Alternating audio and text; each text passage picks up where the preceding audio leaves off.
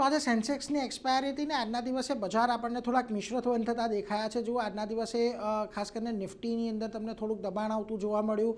આપણે 24,400ની પાસે ખુલ્યા, 431 પર ખુલ્યા હતા, ત્યાંથી આખો દિવસ દબાણ રહ્યું ને દિવસના અંતે આપણે 24,400ની નીચે બંધ થયા છે।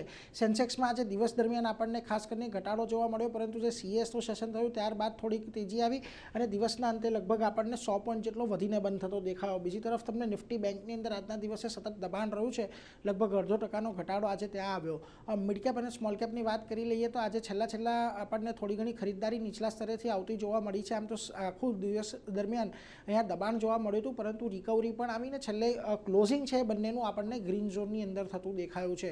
જે સેક્ટર્સ આજના દિવસમાં ઘટ્યા છે, સૌથી પહેલાં એની વાત કરી લઈએ તો જુઓ metal, PSU bank, oil and gas, Fin Nifty, આની અંદર તમને દબાણ આવતું જોવા મળ્યું, પરંતુ જ્યાં ઘડી આજના દિવસે તમને તેજી રહેતી જોવા મળી હતી એમાં જુઓ ડિફેન્સ કાઉન્ટર, રિયલ્ટી કાઉન્ટર અને એફએમસીજીનો ખાસ કરીને સમાવેશ થાય છે।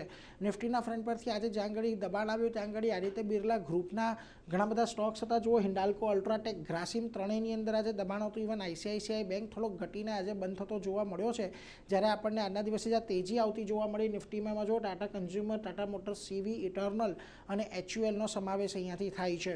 જ્યાં ખાસ કરીને મિડકેપની અંદર આજના દિવસે તમને દબાણ આવતું જોવા મળ્યું એમાં જો પેજ ઇન્ડસ્ટ્રીઝ, નાલ્કો, સેલ, જી, વર્નોવાનો સમાવેશ થાય છે, પરંતુ જ્યાં ઘડી તેજી આજના દિવસે રહી એની વાત કરી લઈએ તો ત્યાં આજના દિવસે તમને અસ્ટ્રાલ, કોન્કોર, એપીએલ, અપોલો અને ભારત ડાયનામિક્સનો સમાવેશ થાય છે કે જ્યાં તેજી સાથેનું કામકાજ થતું જોવા મળ્યું છે।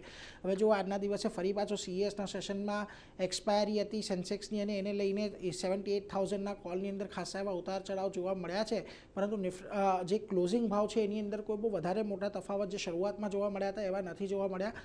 ઇનફેક્ટ આજના દિવસે હવે 24,400ની નીચે આપણે બંધ થયા છે। ગઈકાલનો લો હજી હતો 24,265ની આજુબાજુનું, એટલે નિષ્ણાંતોનું કહેવું છે કે એ જ્યાં સુધી બ્રેક નથી થતો ત્યાં સુધી આપણને વધારે ઘટાડો આવે નિફ્ટીની અંદર એવી અપેક્ષા નથી।